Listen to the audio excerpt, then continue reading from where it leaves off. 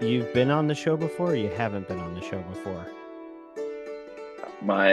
I guess my episode isn't your most listened to one in the past, but I was on here maybe a year ago or something. One Ah, episode. well, we just I think I talked was, so much in so many different venues. I didn't, but I'm yeah, trying.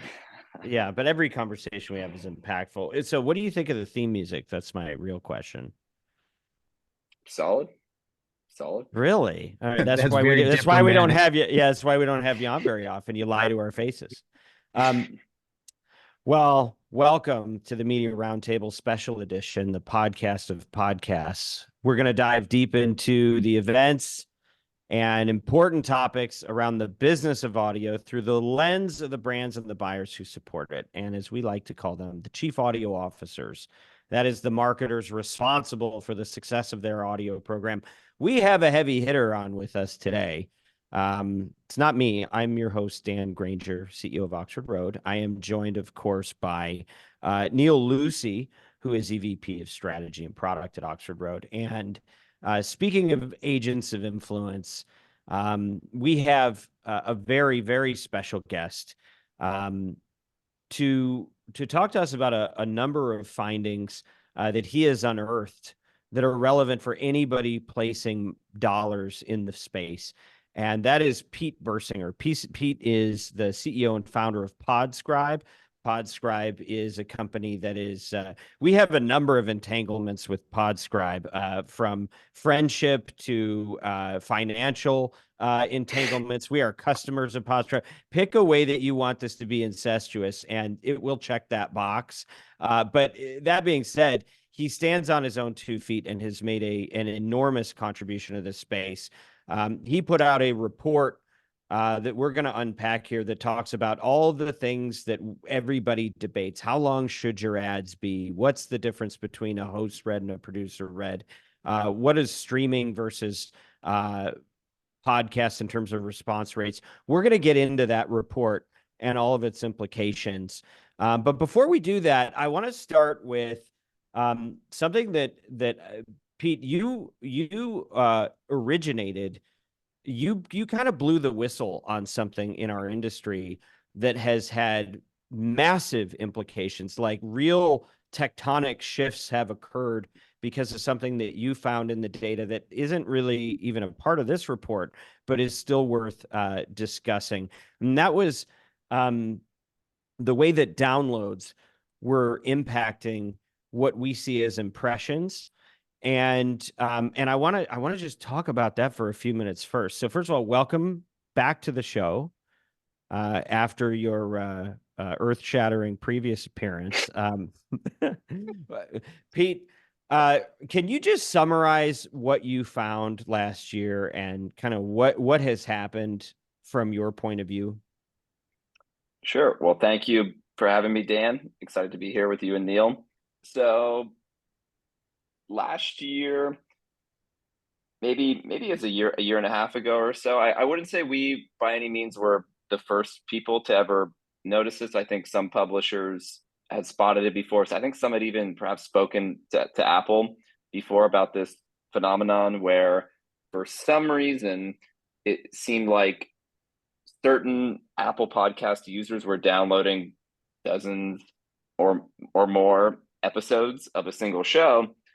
So then when an advertiser would do a run of show buy on all of the back catalog episodes of the show, what would happen would be they would give a small percent of the listeners, maybe 2, 3, 4% of the listeners, 20, 30, 40% plus of the impressions, because those small number of listeners were just downloading for whatever reason, dozens, maybe even hundreds of times.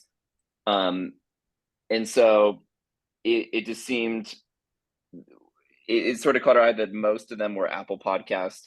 Pretty much all of them actually were Apple Podcast listeners, and so we have a flag on our dashboard that would point out when this concentration would occur. And so we began, I think, because we at that point, and still primarily we were largely working primarily with advertisers, and the focus was on verifying their buys. So we began pointing that out, I think, to more advertisers. So the issue got more attention, and then through it sort of snowballed from there. I think through sounds profitable as well, and it came more to Apple's attention, and then ultimately they did what I think surprised me and perhaps a lot of people, is fixing the issue in iOS 17, which then resulted in Apple Podcast listeners doing fewer back catalog downloads that were just not likely to be listened to, with the end effect being good for advertisers.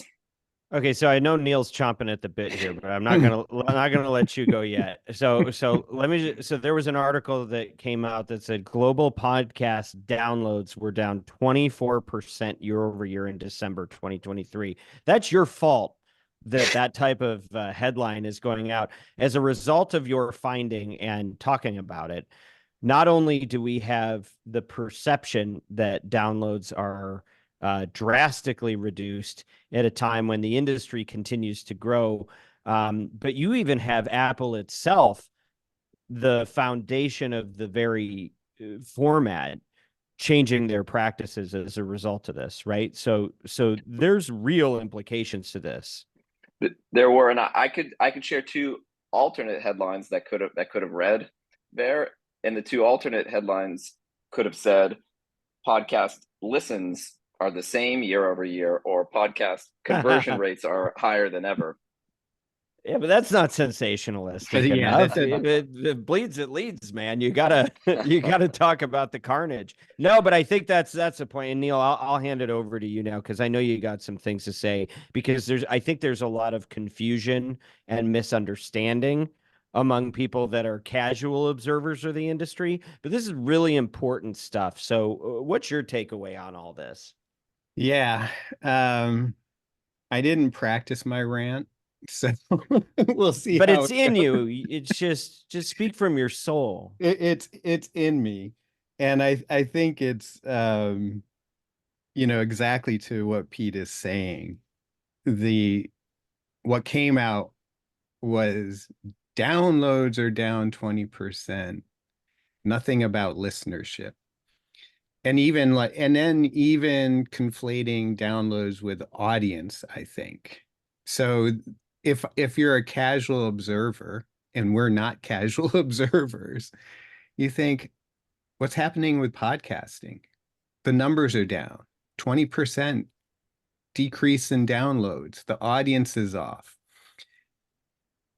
And I'm thinking, okay, if that's the case, Edison's going to come out with their infinite dial in March. And if I go by those headlines, listenership should be down. The reach of podcasts should decrease by kind of the way that the information was being served up in the marketplace. It's not going to happen, right? And I think it's the idea that people are thinking of downloads to being equal to audience, and they're not the same. Download doesn't mean listenership. I mean, I came from other parts of media before I got heavily into podcasts, and I always looked at when I was kind of focused on those other channels, like, oh, the measure is downloads.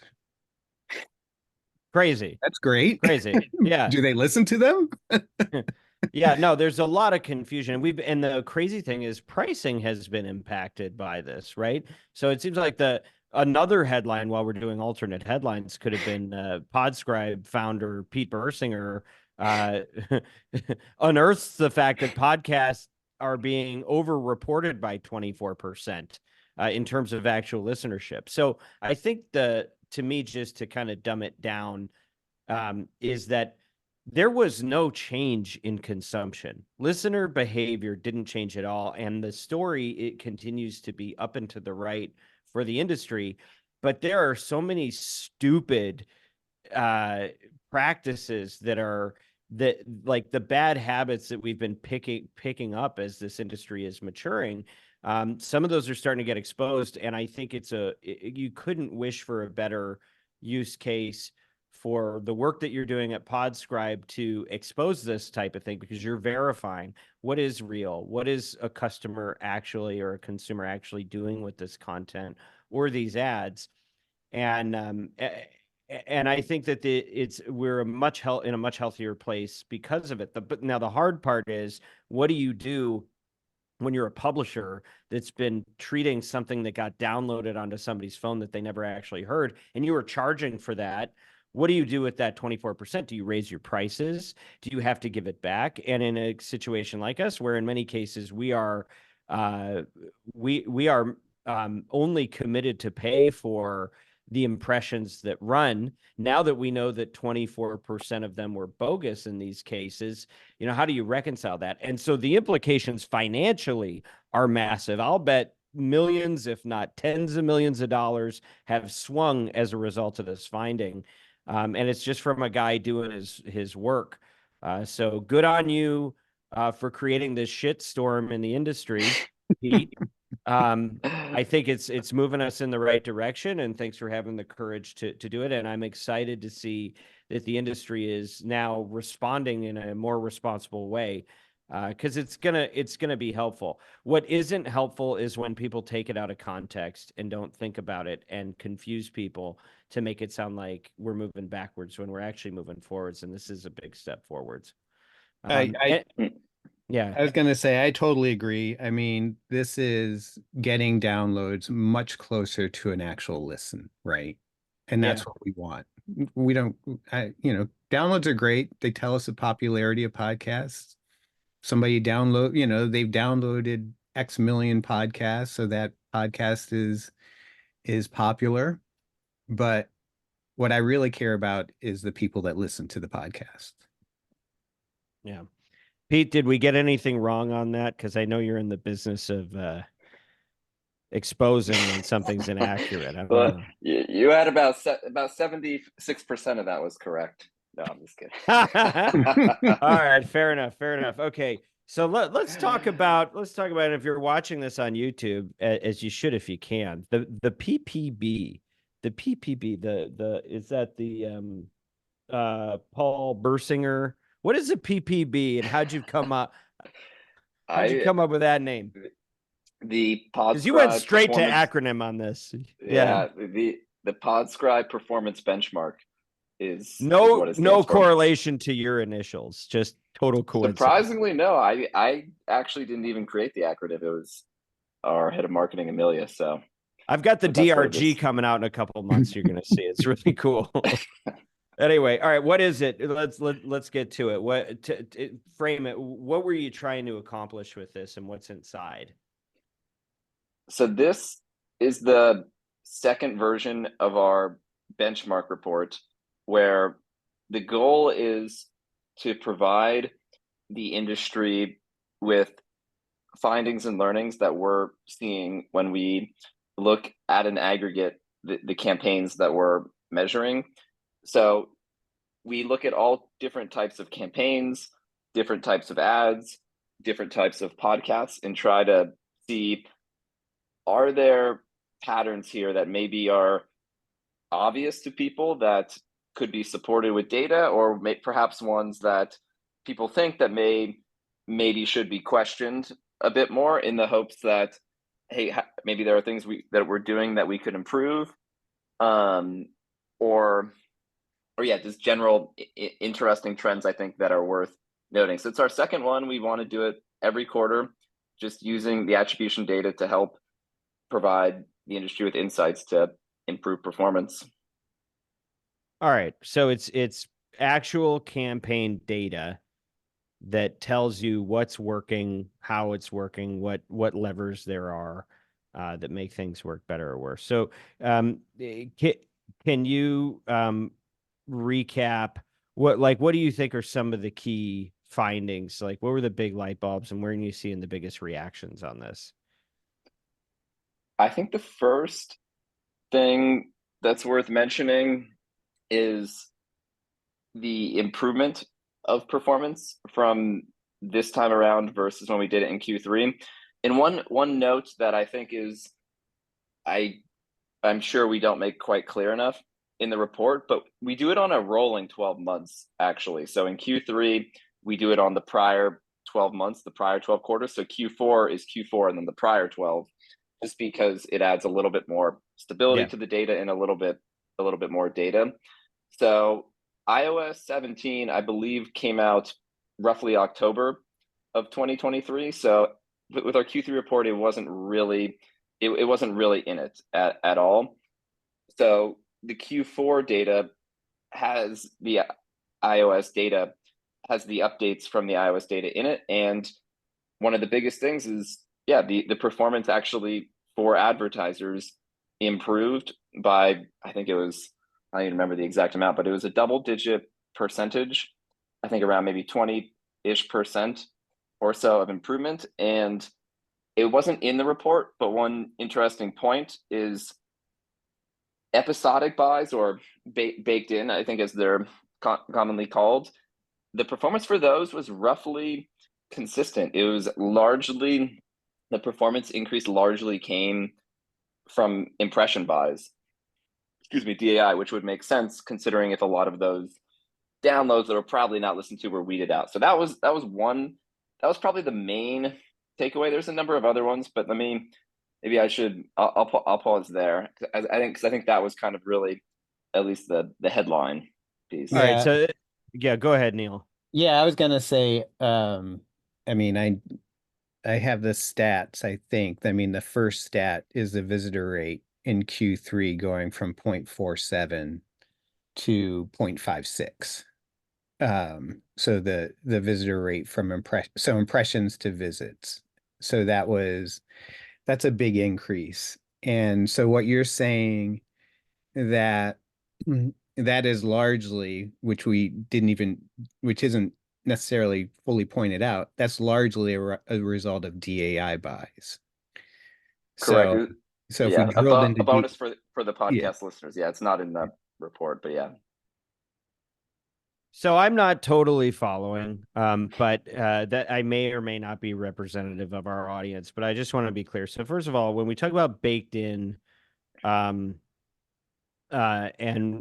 we equate that with episodic, see, I see those as two different things. I see episodic is, hey, I'm going to sponsor this specific episode. Dax Shepard is going to interview Jason Bateman and you're going to sponsor that episode, versus I'm going to buy Armchair Expert for 4 million impressions and it's going to be spread over a period of time. I see that as the difference between dynamically inserted and episodic, but I also see a distinction between episodic and baked in that baked in to me means stitched into the show. And so it will live native. It is not even dynamically inserted. It is actually recorded as part of the content. Is that a fair distinction? Can we agree on terms? I would agree. Okay. And then when we talk about the comparison, are you saying that, are you noting that performance is improving on buys, period, because the way that it's being counted is now a lot more accurate as a result of the updates that happened from your previous finding that we just talked about? Are you actually seeing your findings start to show up in performance results? Right. So that's like a double flex. So you went and exposed this whole thing. You figured it out. You told people, the industry jumped, and now you're able to actually, like, what a great flex. You can be like, and results are getting better for advertisers. So in a sense, you are MVP, at least for a couple years, for this industry. If advertisers are actually seeing more impact per impression as a result of your findings, that's a big win if I'm understanding it correctly. I think it is a big win for advertisers. I would agree. I think for advertisers, downloads are more accurate than ever, and the performance on an impression basis is higher than ever. So I think that's it. And I do want to remind, so I just, because I didn't realize this, is it's really just 1 quarter's worth of activity of a full year. Right. You saw that improvement. Exactly. So it actually could be more drastic than it, because it's weighted down by the earlier 3 months, and that definitely could makes sense, because even though, say, 24% of listens were or downloads may have been reduced, some buys were affected more than that. So you're right. So I think the trend likely will continue for the next 1 to 3 quarters as well, as it plays out more, and as more people also update their phones. I think adoption rate is, I think, maybe 2/3 or higher now, but it's not 100. So like in practical terms, if you're a media planner or a media buyer and you're doing attribution and you're trying to look at performance, it seems like the suggestion, especially for DAI buys, is to take a look at your Q4 against Q3 and see, and as a benchmark, is that fair to say, or how would you look at it? Like if you're a marketer looking at this, or you're a buyer looking at this, like how do you dimensionalize the difference? Episodic or so Dan, as you were saying, yeah, episodic buys are usually baked in, I think, but I think the confusion was I didn't point out that sometimes the episodic buys can be dynamically inserted if they're baked in. But impression-based buys, the back catalog ones, are always dynamically inserted. So if I was to break it out, it's those back catalog impression buys that we've seen the biggest improvement in. And I think, too, probably anecdotally, most buyers might say, oh, DAI is worse, and by DAI they usually mean impression buys on back catalogs. And yeah, for most of our performance buyers, they seem to sort of have a sentiment like that, but I think that gap is going to close. I think not all of the gap, but I think a lot of the gap was caused by this Apple issue. So that might be the thing to keep an eye on. Perhaps time to retest the hypothesis of, are these back catalog impression buys, are they still 2x, 3x worse than baked in, or those episodic buys, or maybe now they're a little closer, or in theory, perhaps maybe they have some other advantages that make them superior. What do you think are the advantages that would make them superior? Well, in some cases, I think the biggest risk is losing the host thread magic. If you get a produced thing that doesn't fit in well to the read, that I think is really the biggest risk that they get away from at their own peril. But advantages might be frequency capping, dynamic creatives, audience targeting, brand safety targeting. So in theory, they should be able to have some more capabilities versus putting it only in the most recent episode. The only challenge might be stitching the ad in as nicely, or having an ad that's actually recorded with the conversation, which I don't know if any ads really are done that way anymore. So I think they have some pros that could start to bring them closer, such as those. But yeah, I don't know if ad technology is sophisticated enough to fully realize all those yet.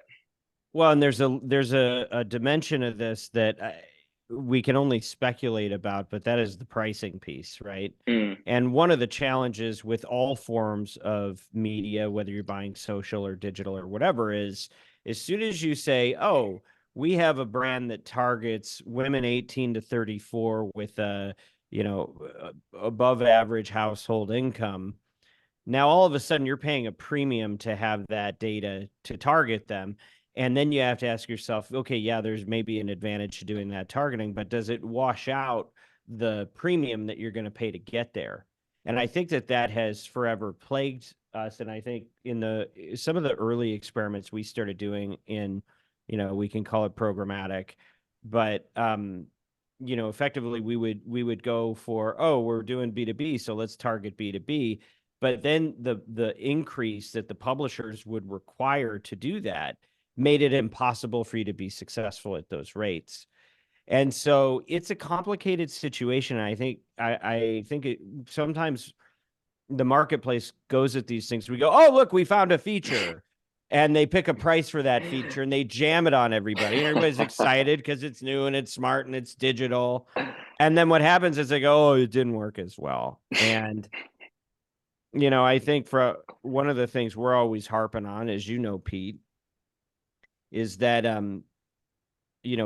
podcast and really audio is about a conversation, and it's not necessarily an interesting channel to insert impressions if you just are going to say the same stuff you can say anywhere.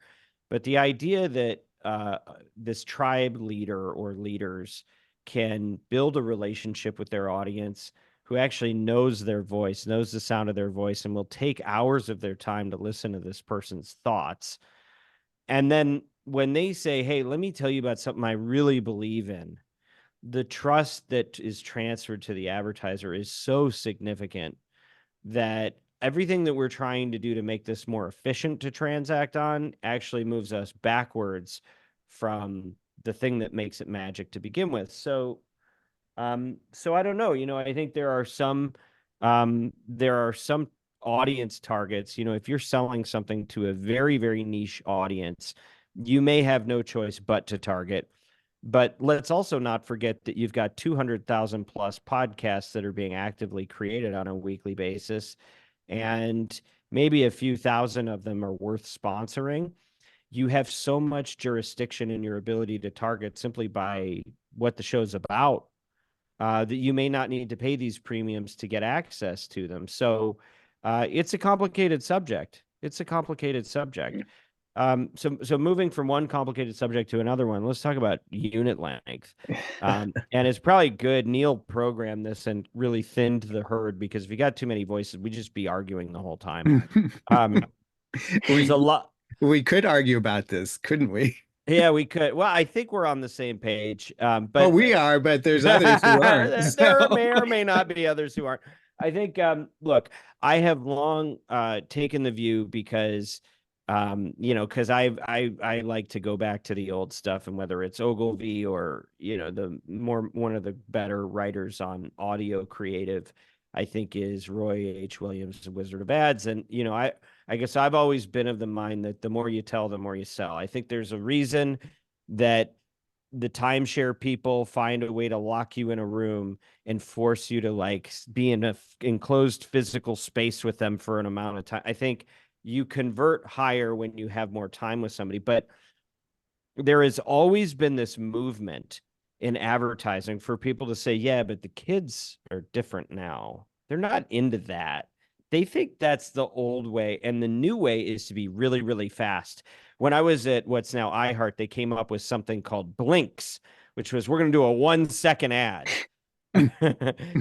And we started trying to play with all these different unit lengths. When you actually measured it, the longer typically went better than the former. I mean, I had somebody arguing with us on LinkedIn this week, just talking about how they didn't like Killers of the Flower Moon because they thought it was too long, and therefore ads should be shorter. But there are people that live by this, and I'm not saying you can't get the job done and that the efficiencies of shorter don't sometimes wash. But if you're talking about a campaign where you're introducing an idea about a new product to somebody, you're not just reminding them of a brand so that they're top of mind when they go through the checkout aisle and remember to grab it. Like when you're really trying to explain something to somebody and get them to make a purchase, can you do it better in 30 seconds or 60 seconds or longer? Your report spoke to this. So can you talk about, Pete, one, how did you even measure this? Like how many brands were involved in this? What were the dimensions of the test? And what were the conclusions? And then maybe we can unpack it a little bit. I'm just pulling up those numbers now so I can state them accurately. It was about 115 advertisers on over 15,000 campaigns. And on those campaigns, we find the ads in the actual transcript of the text. So we don't go off what the advertiser tells us the length will be. We'll go off the actual air check. Okay. that we find, so we can be sure to get the actual length, because sometimes they're a little bit different. Short or long, right? Mm-hmm. Yeah. Which, by the way, just plug for Podscribe, Mm. your system will actually identify if you bought 30s, did they give you Mm. 25? If you bought a 60, did they do 52 seconds? Are you Mm. actually getting what you paid for? That's right. Yeah, it'll flag it. So it uses that system to then find the length of all these ads. So then what we do is we plot the length of the ads that we're finding for all the campaigns, and we plot them against performance. And I think we started out at 45 seconds, going up to about a minute 35. And it wasn't a perfect graph. I'm not sure if I should pull it, or maybe I don't need to pull it up, but it wasn't a perfect graph. But generally, we found that as the length increased, so too did the performance. I think there was a correlation coefficient of about 0.8. So it wasn't, a monumental difference. I think the median visitor rate was about 0.66 at a 45-second ad, and about 0.83% at a minute 15 ad. So there was a definite trend there that did look like, the longer the ad is, it does support Dan's view. The more you tell, the more you sell. I will say the one thing that actually Miranda at Oxford Road pointed out with it for the possible critics of this graph are that we did not isolate. We did not say this is only for baked in episodes or for episodic buys. So it is possible the results could be a bit confounded. Why is that a factor? Well, if, say, we know that episodic buys outperform impression-based buys, even after the iOS 17 updates, there's still a bit of a gap between them, just because maybe people still listen more to the episodic ones. So it is possible that the episodic buys are those are more likely to be baked in and more likely to have the host be talking longer about the read. So it could confound it a little bit if episodic buys are more likely to be longer. So I don't suspect it would really flip the finding, but I think it would be a point to refine the study, though, to make it to answer that. Yeah, just to jump in. So I think I just want to make sure I understand it, because you're not necessarily isolating whether this is episodic or dynamically inserted. So there's other factors that could play into to the performance. But I mean, I think on the surface, a 0.8 correlation between ad length and visitor rates is a strong correlation. Yeah, it's definitely a strong correlation that, odds look good, I'd say, for the conclusion. I would say maybe, there are certain other ways to make it stronger, but I think I guess maybe I intuitively kind of thought this might be the case, but I think it is. This was our first quarter publishing this. Last quarter too, the results showed something similar, but we didn't publish them yet. We waited kind of another quarter to see if they, got stronger or held, and they did. So. And then the other thing I want to talk about is, so the standard unit length is a 60, right? So today, more and more in podcasting, 30s are becoming like the preferred unit length. And I think that that's largely a result of brand buyers coming in, potentially repurposing what they're doing in other channels, and a 30 is sufficient. But there's some that would say, oh, even though it's a 60, I'll just run a 30, and because that will get the job done for me. Which to me, it's always, if I have a 60, I want to use the 60. I'm paying for a 60. Amen. I want to use it. Yes. Every last second. Yeah. Yes. And I want extra seconds on top of it. Yes. Yes. Give me the Right. seconds. Well, so it's interesting, Pete, because you have so much data you're sitting on. 115 brands is a lot. And I think in some cases that is advantage for the type of study you're able to put out. In some cases, it may be a disadvantage. And I do wonder if you were able to constrain it a little further so that you could have apples to apples on some of the parameters of the test, if you'd be able to pick up something that was unique, like a clean 60 versus 30 comparison, for example. Now, look, let's talk about the other things that make this hard for anybody to do a test on. There's always also something to be said to what you're doing with that real estate. And if I cough for 30 seconds and then I say my ad, that doesn't mean that the 60 is going to outperform the 30, right? Like some people will just waste the time. Some people will do 30 seconds of theater where they're trying to work out their, kind of failed artist syndrome and be comedians for half of an ad before they actually tell you anything about a product. And then they apologize when they actually mention the product. Like it's not all strategic usage.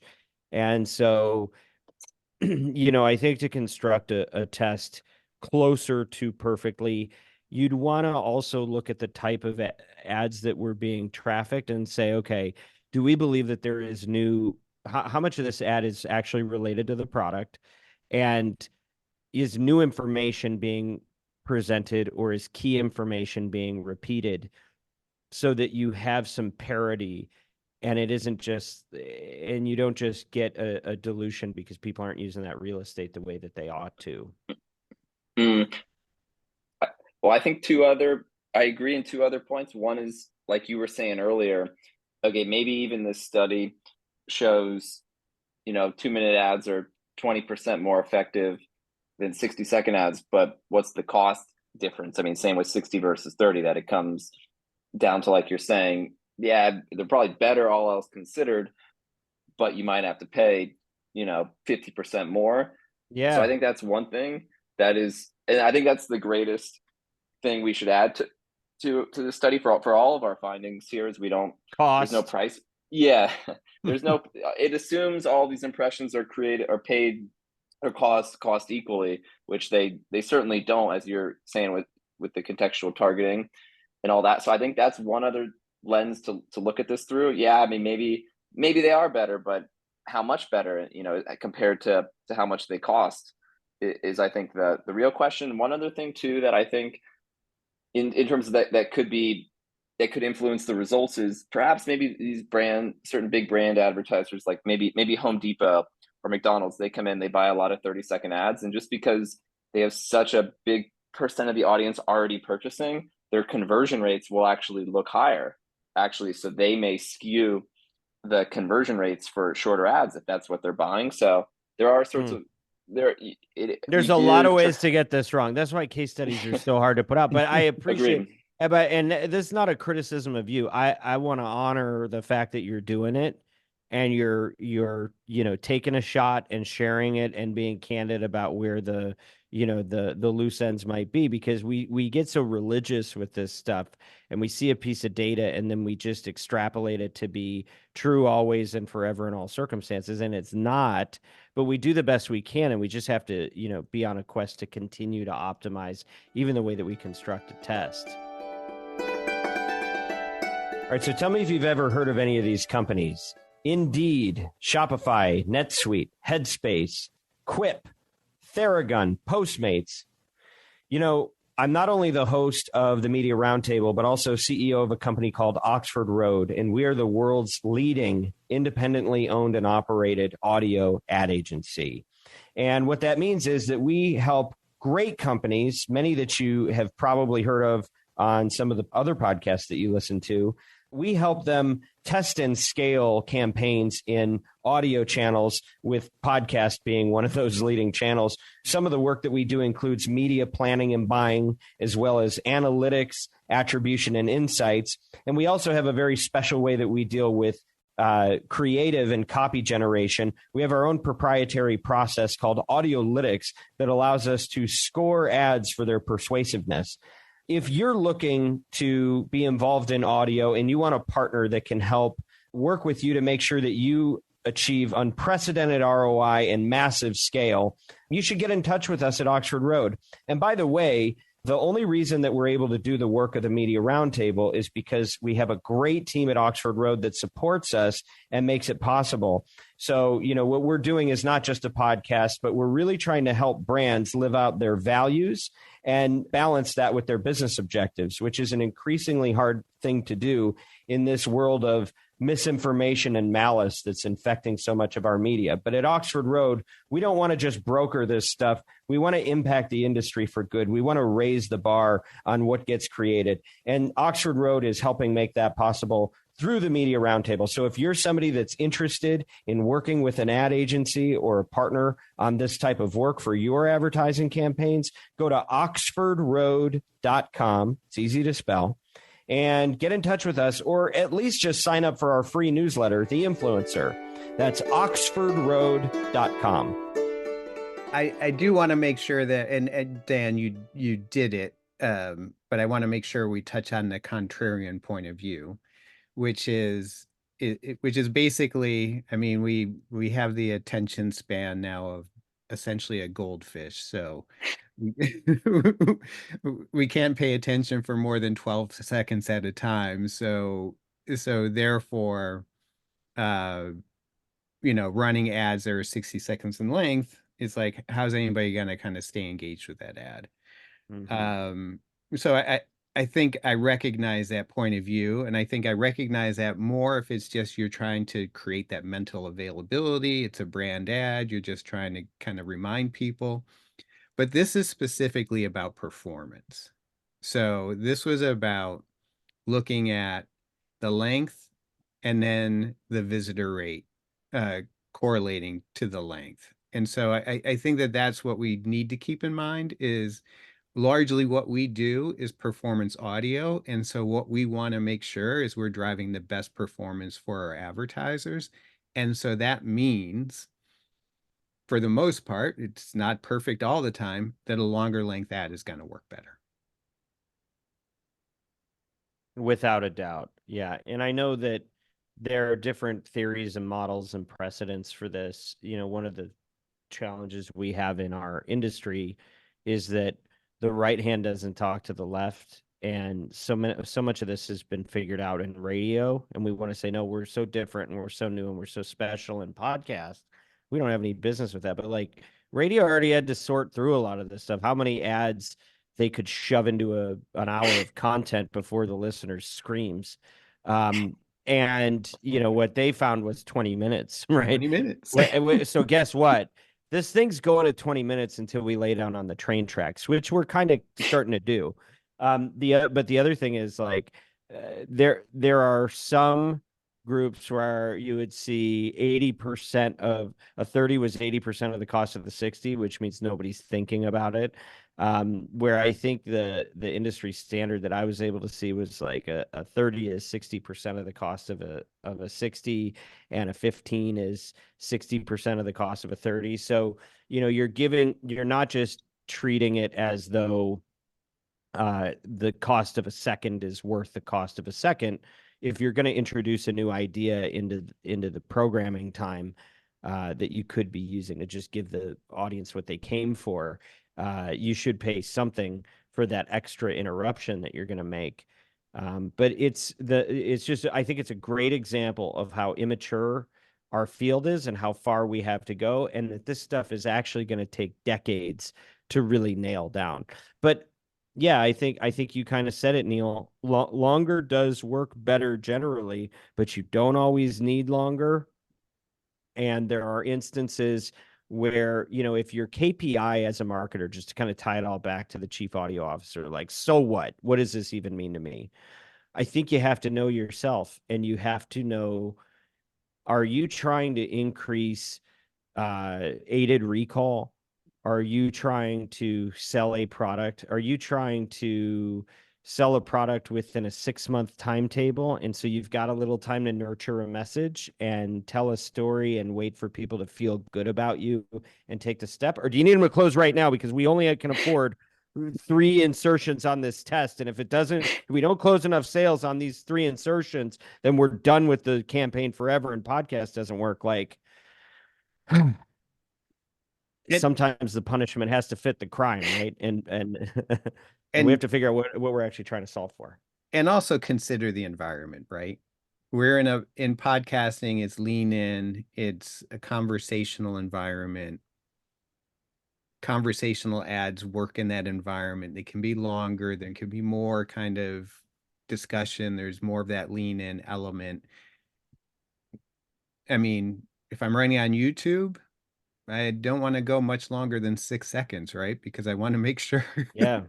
that I get my message in before I hit before you get the hook. Yeah. And maybe, you know, and I try, like, because I work in advertising, I feel like sometimes I should actually watch past 6 seconds. But most people, I'm sure, don't have that point of view. Well, it's a great transition to save the live reads because, you know, when we started in this business, you know, 7 years ago, like, but truly, you would have a host and they're doing their show and they got a stack of papers in front of them, and they knew that their producer was going to hit them with something every 20 minutes, and they had to take a piece of paper and then figure out a way to tie in what they're saying into an ad and do it like an organic transition and interpret it and then go right back to their show. And that the salience of that type of impression, the way that sticks in the mind of a consumer is so different than stick around for after these messages when we come back after the break. And the break is just a cue for people to go to the bathroom, tune out, do other things.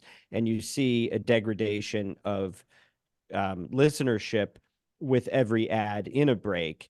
And so this is one of the reasons that we are such fierce advocates for, you know, what we call live reads. Now in podcast, it's recorded and you're not typically going to listen to it live, but it is recorded live when the show is recorded.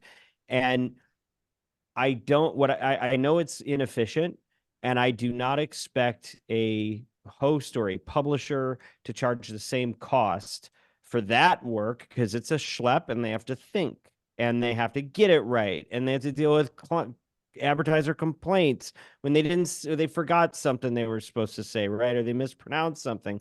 There's problems in the execution, but that doesn't mean it isn't powerful and there isn't a higher value for it, so that it should be available. Because in my view, you can have a show that gets 100,000 impressions. If we knew what an impression was, at least we're not doing back catalog. Thank you, Pete.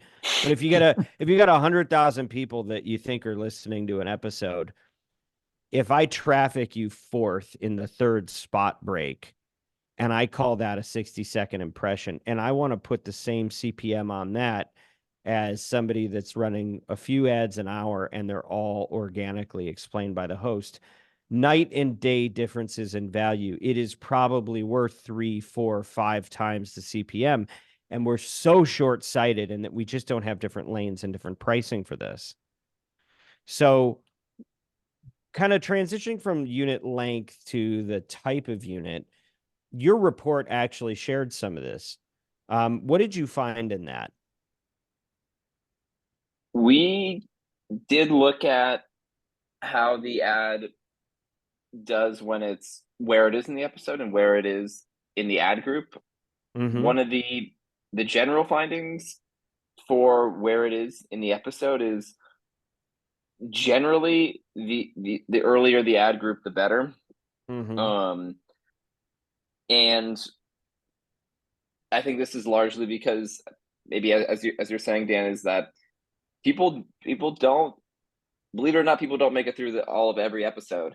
Like maybe there are people who are listening to the beginning of this one and aren't quite here. You're saying they're not going to Yeah. listen to the entire No, not this show. But with every, so there's definitely a drop off rate. It certainly varies per show, but the ads that are in the earlier group in the episode are going to get listened to more. I mean, right at the beginning with a pre, I mean, if you're before any content, I think you run the risk of getting skipped over. If it's just you go straight into ads, that's an easy skip for the listener. If there's a minute or two or 30 seconds even of content, maybe the listener then puts down their phone and goes to do the dishes, and then the ads come in. Perhaps so, but generally, yeah, the earlier the ad group, the better. I'd say that is one big finding, and two, we do find it within the ad group, and we're just looking at one ad group now. It does seem earlier also in the ad group is better. There is a little bit of a toss up. I'd say it's still it maybe will flip with more data, but it seems, and this sort of is a little surprising to me, but that the second ad in the ad group may be slightly better than the first. What's funny is our Q3 results showed the same thing. Our Q4 results show it too, in both visitor and conversion rate. And it's not a significant difference, but it might be because when you hear one ad, you can skip it. You can hit skip at least once, maybe twice. But when you get into the second ad, you don't know if there's going to be a third, so you might be afraid to skip it. So it may change. I'm not. It's not the biggest conclusion ever, but I wouldn't say we can say like one is. I would say one is like definitely better than two. I mean, after that, it drops off. So yeah. What's crazy? Sorry, Neal. Let me just make one point, and then I need to respond to both. What's crazy to me about all of this is the fact that you're saying this. None of it is actually about real impressions. It's all about the games that we play because we miscount, and if I skip the ad, we don't report that the ad was skipped, and so we have to do these gymnastics to know, well, how do I game it so that I get around the fact that I'm not even counting real impressions? There's just so much horse shit. It's true. It's true. Sorry, I need to get that rant in there. Go ahead, Neal. Yeah. It's good to get that rant in there. I'm glad you did. Like, just give us the impressions, for heaven's sake. So make us play all these games. But I found it interesting. Like, I mean, that was like a surprise because I'd want first ad in the break, right? I mean, if I had a choice, give me the first ad. So to hear, and then I'm like, I mean, it's a theory, but to hear the theory on why that potentially may be, I think that's interesting. And I was surprised by it to see that the second performance was slightly better than the first ad. Every time I look at it, I think the data is wrong, but I wouldn't say it's the most convincing statistically yet, but it seems so far. But this is across 115 advertisers as well. Like, all of them are dealing with the same sample size, right? Right. Yeah. So peculiar. But here's what I do know. In the days of the buggy whip, when you had journals, that people were actually recording their listenership habits, and then when they had the portable people meter, they would wear these pagers or whatever that would actually listen for them. And what the data that used to yield was, every time you went from first ad to next ad, you'd see about a 20% decline over the prior baseline in impressions. And that's why savvy buyers who are buying radio would say, oh, okay, we're going to pay this CPM, but you need to guarantee that it's first in break, or 50% of it is first in break, right? And they would position around that because at least it was straightforward. But now, because of the limitations of our measurement as an industry, we just have to, there's so many shenanigans you got to account for. But I buy your thesis. I mean, it's as plausible as anything else, but all we can do is theorize right now, right? And if you have your own theory, tell us. Media Roundtable, info@mediaroundtable.com. We want to hear. Okay. Neal, did we miss anything on that piece? No, I think that covers that. I think we got it. Super fascinating. And the funny thing is, it was actually, we talked about something that was not the question I was trying to get. I was trying to talk about your host read versus producer read piece. So let's talk about that. What'd you find there? What's better? So I think unsurprisingly, we see host-read ads do better. We looked at this in a way where we said, for advertisers who we found both host-read and producer-read ads for, what percent of those advertisers do we see their host-read ads outperform their producer-read ads? And I think, about 2/3 of the advertisers with host-read ads, their host-read ads did do better. Of course, you could easily imagine how the data could be skewed in some ways with that, but I'd say generally both this quarter and last quarter, it did show for most advertisers, it seems host-read ads do better. You might ask, well, like, what about that 1/3 of advertisers where their producer-read ads seem to do better? And I'd say, there's definitely, it's not the end all thing. I think it's an important factor. So I think that what would be helpful for us to quantify is how much better the host-read ads are, and to show that. So that's what we want to do next quarter, to add that measurement. Cool. And just because I'm looking at the chart. So in Q3, is host-read better? Yes, 55% of the time. The host-read ad was better than an announcer-read, right? Or a producer-read. And then in Q4, it went from 55% to 67%. So 67% of the time, the host-read was better than producer-read. So,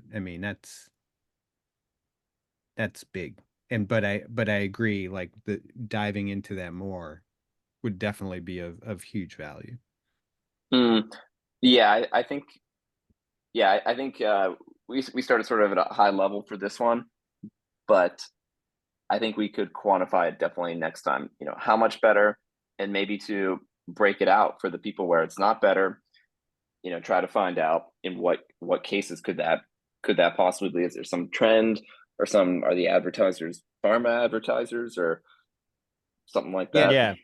And even, I know that, I think I've seen previously with NPR podcasts, because it's not necessarily the host, but the announcer, like, they're known voices. So they're like, the gap could be closer. So if it's a known voice that is reading the ad, not necessarily the host of that show. One other caveat with this is, you could also question our methodology for identifying host or producer read. So the way we do that is we feed it to ChatGPT, and it can usually detect it based on, like, or as host of it, there's usually some, like, cues that you can kind of tell where it is the host, but it's not perfect. I'd say it's right. Usually, probably 9 out of 10 times I look, it's correct, but it's not 100% either. So much of this is we're having to find data and work really hard to justify things that are pretty self-evident. And at the end of the day, like, you're walking into a crowded room full of strangers as an advertiser, and you're trying to build relationships that become customers. And if you walk into a party to do that, and you have to walk up to everybody and introduce yourself,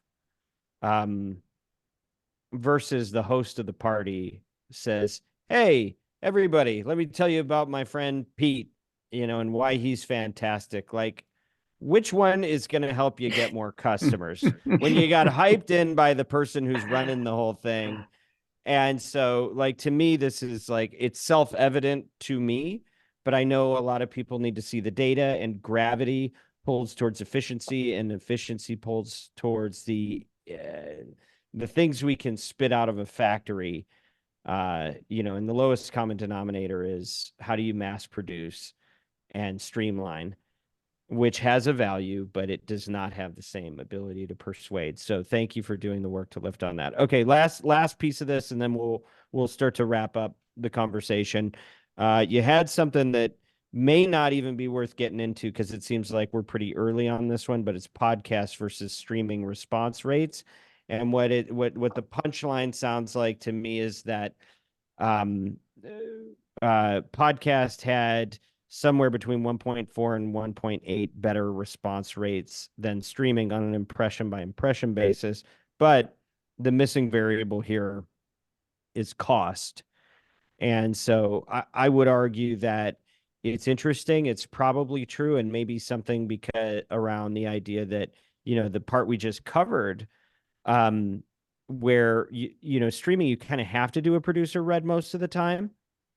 And so how are you going to outperform podcasts when podcasts' forehand is host read and streaming's forehand is the ad you traffic yourself?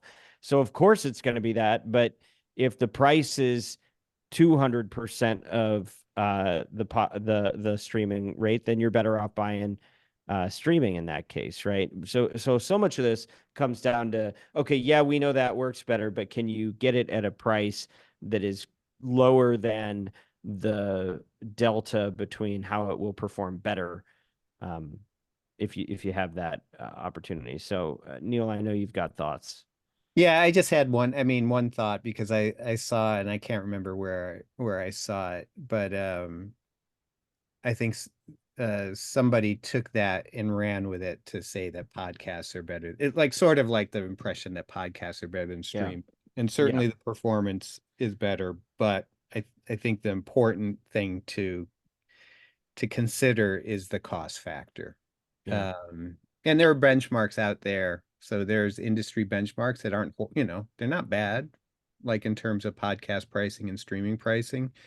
So even if even if you don't have the individual advertiser pricing, I think you can get a better sense on the difference in performance and whether that difference overcomes the CPM difference between podcast and streaming.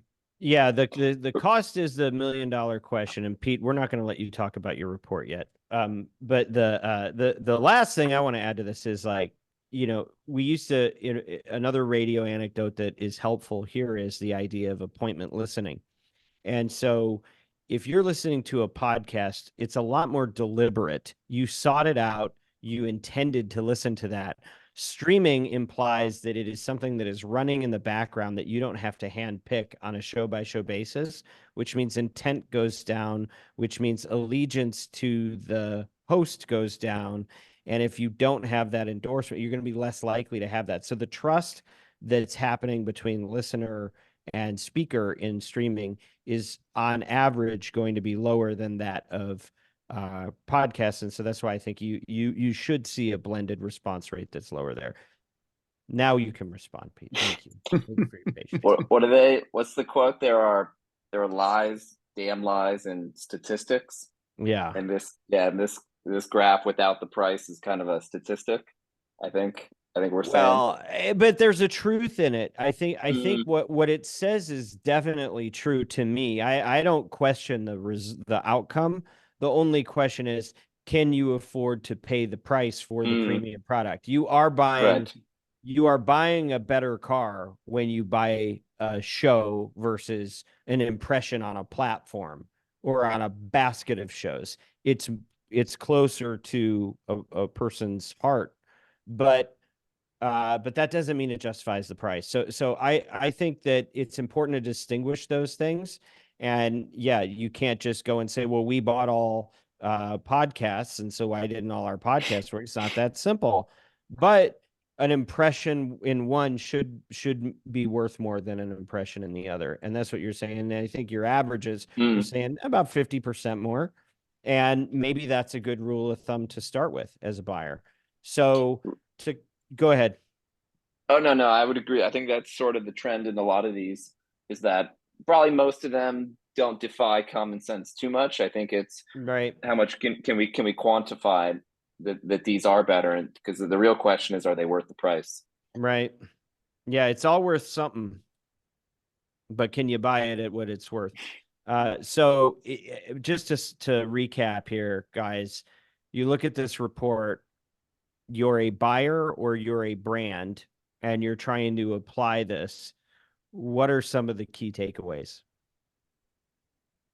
What are the things you will do differently because of this report? Pete, you You want want to to go, start? Neal? I'm like, do I go or? I can. We'll I start with mean, you, Neal. No, we'll start with you, Pete. No, go Yeah, ahead. it's all his right. report. Yeah. It's Yeah. your I mean, report. You started I it. would.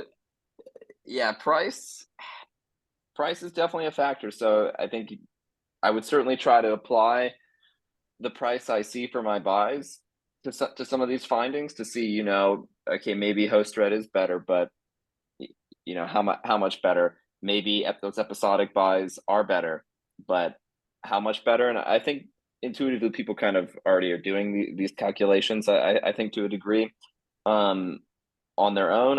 I would say if we're trying to, quickly summarize some high level takeaways, maybe time to revisit DAI impression buys to see, kind of to recalibrate where those are at. I think, yeah, the ad length, I think it's probably worth trying to maximize all your allotted time.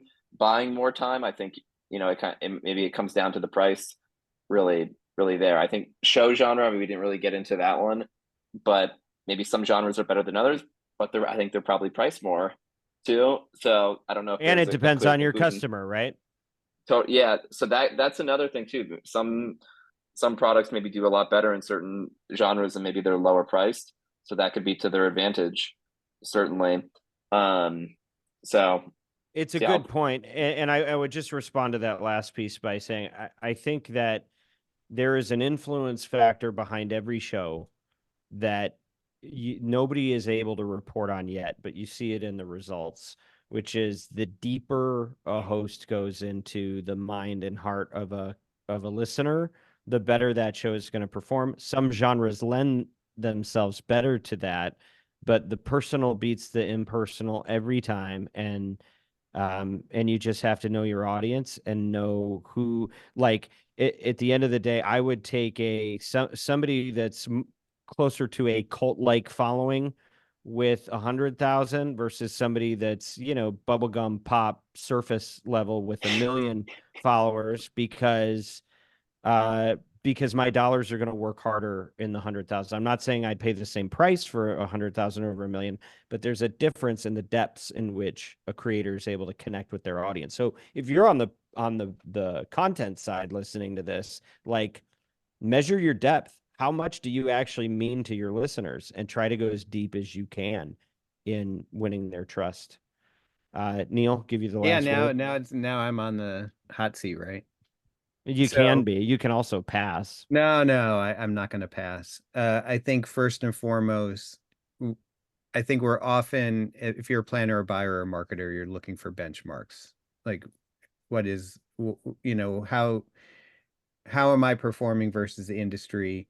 Sometimes it's ideally you're trying to look at how am I performing in category, but having industry benchmarks, so seeing the conversion rates from impression to visitor and then actual conversion, I think it's important to have and something to pay attention to. I think it's especially important that we look at over time if those conversion rates continue to increase as iOS 17 becomes more embedded and it's affecting more, a half a year, 3/4 of a year, and a full year. And I think it'll be interesting to pay attention to that, the difference in performance between DAI and baked in. From an ad length perspective, I'm going to push for longer. We're performance advertisers. So if you're a performance advertiser, you want 60s, ideally baked in. Oftentimes it goes longer than 60. So sometimes you pay for a 60, you get a 120, you get 2 minutes. Nothing wrong with that. And I would take it all day long. And then lastly, streaming is in a lot of our plans. And yes, podcasts will perform better kind of on a conversion rate basis, but make sure that you're considering the cost differences between the two channels. The only one thing I would add that I forgot you reminded me, Neal, was that if you are an advertiser who perhaps tried podcasting, in the last 2 years and it wasn't Oh yeah. all that you ever dreamed it would be, it might be a time to revisit it soon or in the near future, because the performance has Because Pete gotten has better saved the industry. Well, the ROI has gotten better.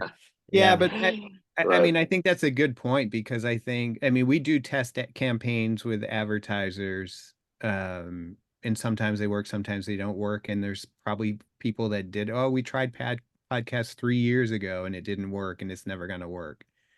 So if that was your experience, then maybe it's time to rethink it. And I think an important point is from one of our clients: if my audience is there, I should be there, and I need to just find a way to make it work. So start with the audience. If the audience is there, there's a way for it to work for you. You just need to figure it out. Right. Just buy short producer read ads at the end of the episode. Yes. And make sure you visit oxfordroad.com. Yeah. Fill out a contact form, and don't worry, we'll get Podscribe in the loop so you can get something accurate. Well, we've gone well over our time. This could have been a multi-parter, but you know me. And what we're not going to talk about as a cliffhanger for maybe a future episode is all the deprecating things that Google is saying about these cookies. Very, very negative. Very, very negative. We're going to have a conversation about the use of the word deprecation, because it's actually rising according to Google Trends. And one of the big reasons is because tracking is changing and they're going away. So there's policy changes afoot. Pete, you'd be a great person to talk to about that and its implications, but we're not going to do that today. Instead, I'm going to ask you, Pete, to give a plug for Podscribe and also how people can get this report that we've just given away all the value of. So I will put a link. You can go to podscribe.com. There should be a banner up top, I think, to get the report. And Podscribe, we help make sure your buys are running correctly and help you understand how well they performed. I think you did the brand proud today, Pete. Thank you for joining the Media Roundtable. And Neal, thank you for your contribution and designing this whole thing for us. This was definitely the wind beneath our wings was Neal. So thank you for joining the Media Roundtable. If you didn't catch it already, this podcast is brought to you by Oxford Road, where we want you to succeed in audio and to use your influence for good. If you're a marketer and you want to align your vision and your brand values with extraordinary business outcomes, you're going to need Podscribe, but you're also going to need Oxford Road. Hit us up at oxfordroad.com. Make sure you subscribe to our weekly newsletter, The Influencer. It's got breakdowns of everything that's important to you in the industry. Do give us your feedback, because it is the breakfast of champions. info@mediaroundtable.com. Do listen to Ad Infinitum, which we post on this feed once a month. It's from our head of creative, Stu Redwine, and it is audio's really leading, if not first, audio creative focused podcast led by our very own Stu Redwine. And thank you to Bianca, to Kyle, to Haley, to Ezra, to Mary Jane, to Everett, and to the team at Podcast One. As always, influence responsibly.